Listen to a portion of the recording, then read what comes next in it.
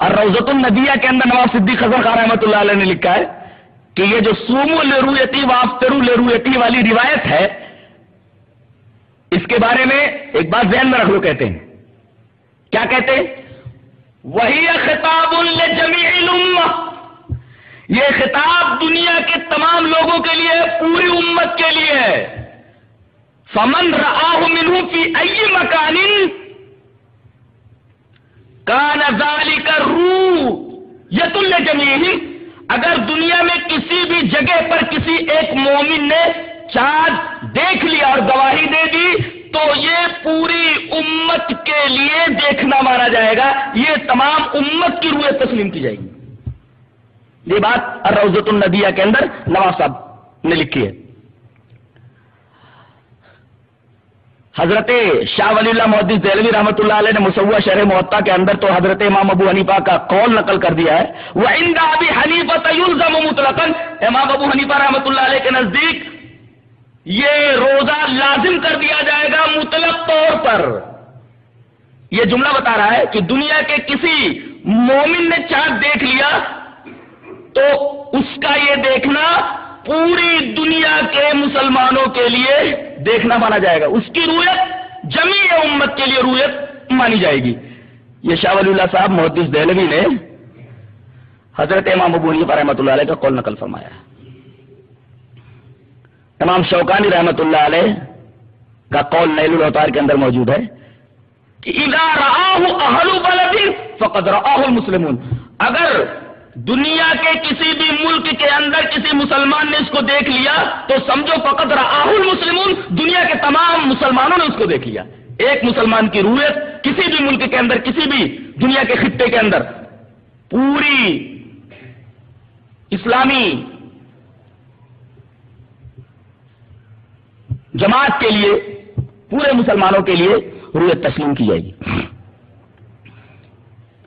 امام ابن تیمیہ رحمۃ اللہ علیہ نے فتاوی کے اندر لکھا کہ انہ رآہ بمکان من الامکنہ قریب او بعید وجب الصوم، امام ابن تیمیہ رحمۃ اللہ علیہ فرماتے ہیں کہ اگر کسی آدمی نے جگہوں میں سے کسی جگہ پر دیکھ لیا، بے مکان لا کر کے من الامکنہ کہہ کر کے کیا کہنا چاہ رہے ہو؟ جگہوں میں سے کسی جگہ کے اوپر اگر کسی مسلمان نے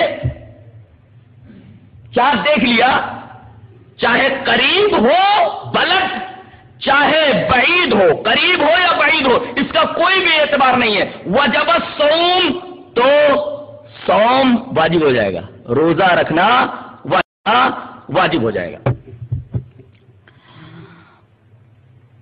اور اس کی تائید ایک حدیث پاک سے بھی ہوتی ہے۔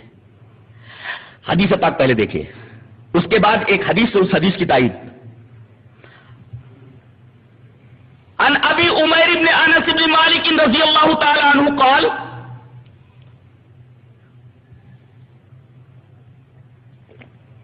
حدثني أمومة من الأنصار من أصحاب رسول الله صلى الله عليه وسلم قالوا أغمي علينا هلال شوال فأصبحنا صياما فجاء ركب من آخر النهار فشهدوا عند النبي صلى الله عليه وسلم أنهم رأوا الهلال بالأمس فأمرهم رسول الله صلى الله عليه وسلم أن يفطروا وأن يخرجوا إلى عيدهم من الغد، رواہ ابن ماجہ فی کتاب الصیام۔ حضرت امام ابن ماجہ اس حدیث پاک کو ایسے کتاب الصیام میں لائے۔ حضرت ابو عمیر ابن انس ابن مالک وہ فرماتے ہیں کہ مجھ سے بیان کیا میرے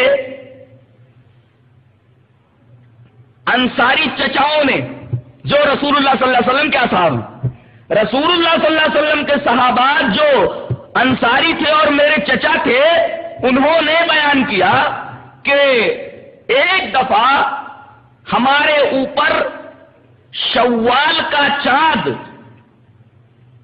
چھپا دیا گیا، ہم نے شوال کا چاند نہیں دیکھا، اغمی علینا ہلال شوال۔ اب جب چاند دکھا نہیں تو ہم لوگوں نے روزہ رکھ لیا رات میں۔ اگلا دن جب ہوا تو ہم سب روزے سے تھے، فاصبحنا صیاما، ہماری صبح اس حال میں ہوئی کہ ہم لوگ روزے سے تھے۔ فجاء ركب من آخر النهار، ایک قافلہ یا رکب، اونٹ سوار تھے یا گھوڑ سوار تھے، گمان غالب ایک اونٹ سوار تھے. فجاء ركب من آخر النهار، یہ قافلہ دن کے آخر میں آیا ہے.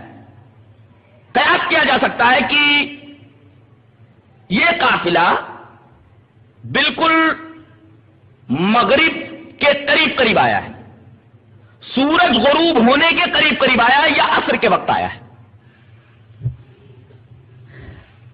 آنے کے بعد انہوں نے کیا کہا؟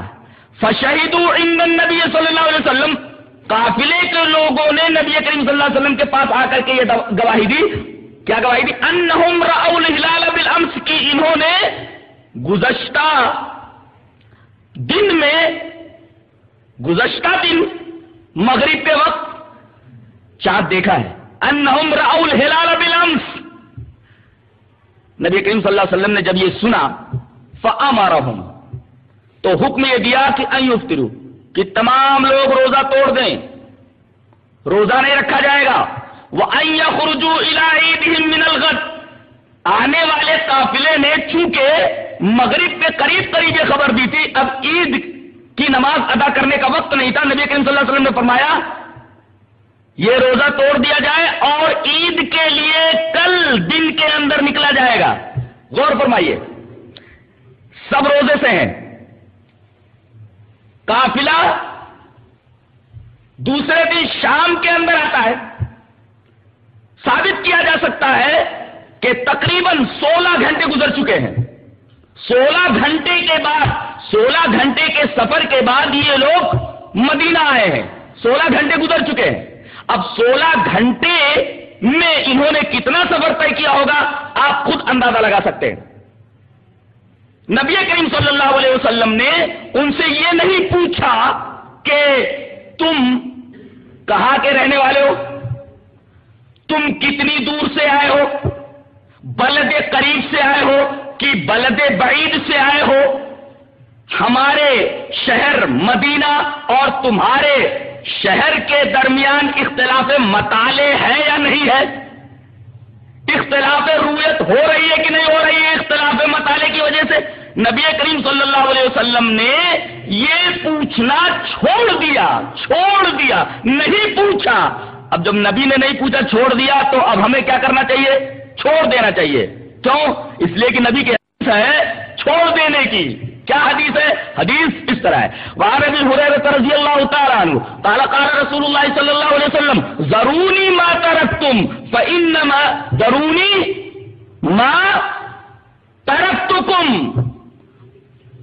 فانما هلك من كان قبلكم بسؤالهم واختلافهم على انبيائهم فاذا امرتكم بشيء فخذوا منه ما استطعتم وَإِذَا نَهَيْتُكُمْ عَنْ شَيْءٍ فَانْتَهُوا رواہ ابن ماجہ فی باب اتباع سنت رسول اللہ صلی اللہ علیہ وسلم. حضرت امام ابن ماجہ رحمۃ اللہ علیہ پہلے ہی چیپٹر میں باب اتباع سنت رسول اللہ صلی اللہ علیہ وسلم میں یہ حدیث ہے. غالباً یہ دوسری یا تیسری حدیث ہے ابن ماجہ کی. ترجمہ کیا ہے؟ حضرت ابو ہریرہ فرماتے ہیں کہ نبی کریم صلی اللہ علیہ وسلم نے ارشاد فرمایا کہ چھوڑ دو مجھ کو جو میں نے تمہارے لیے چھوڑ دیا ہے. جو میں نے چھوڑ دیا وہ تم بھی چھوڑ دو، اس کے بارے میں تم سوال مت کرو. اس لیے کہ اگر جس چیز کو میں نے چھوڑ دیا تم نے چھوڑا نہیں، سوال کرنا شروع کر دیا تو ہلاکت میں پڑ جاؤ گے. اس لیے کہ ضروری ما ترکتکم کے بعد فإنما هلك من كان قبلكم ہے، اور وہ بھی بے سوالہم. تو جو میں نے چھوڑ دیا وہ تم بھی چھوڑ دو. اگر تم نے نہیں چھوڑا اس چیز کو جو میں نے چھوڑ دیا ہے اور سوال کرنے لگے تو تم ہلاک ہو جاؤ گے. اسی طرح جس طرح تم سے پہلے لوگ سوال کی وجہ سے اپنے اور اپنے انبیاء سے اختلاف کرنے کی وجہ سے ہلاک ہو گئے، ویسے ہی تم ہلاک ہو جاؤ گے. میں جس بات پر خاموش رہو. میں نے جس چیز کو چھوڑ دیا تم اس کے بارے میں سوال مت کرو، قیل و قال مت کرو. میں نے چھوڑ دیا سو چھوڑ دیا. میں نے قافلے کے تعلق سے کچھ نہیں پوچھا، لہذا اب تم قیاس مت کرو کہ ان دونوں شہروں کے درمیان نبی جس شہر میں رہ رہے ہیں اور یہ قافلہ جس شہر سے آیا ہے مطلع ایک رہا ہوگا. نبی نے کچھ نہیں پوچھا. بلد قریب سے آئے ہو کہ بلد بعید سے، لہذا بلاد قریبہ اور بلاد بعیدہ، اختلاف مطالع، اختلاف رویت، ان تمام چیزوں کو بیچ میں لانا اور یہ شوشے پیدا کرنا در حقیقت اس حدیث پاک کے خلاف ہے. ضروری ما ترکتکم فإنما هلك من كان قبلكم، اور یہ ہلاکت ہے. بتائیے انتشار اور افتراق سے بڑی کون سی ہلاکت ہو سکتی ہے؟ اس سے بڑی ہلاکت اور کیا ہو سکتی ہے کہ امت مسلمہ کا شیرازہ منتشر ہو جائے؟ اس لیے کہ بنی اسرائیل اسی طریقے سے ہلاک ہوئے کہ وہ مختلف فرقوں میں بٹ گئے. نبی کریم صلی اللہ علیہ وسلم نے ان کے تعلق سے اس حدیث پاک میں ارشاد فرمایا جو حدیث امام ترمذی رحمۃ اللہ علیہ کتاب الایمان کے اندر باب الافتراق ہذه الامہ کے اندر لائے، حضرت عبداللہ ابن عمر سے، جس کو 12 میں آپ کے سامنے پیش کر چکا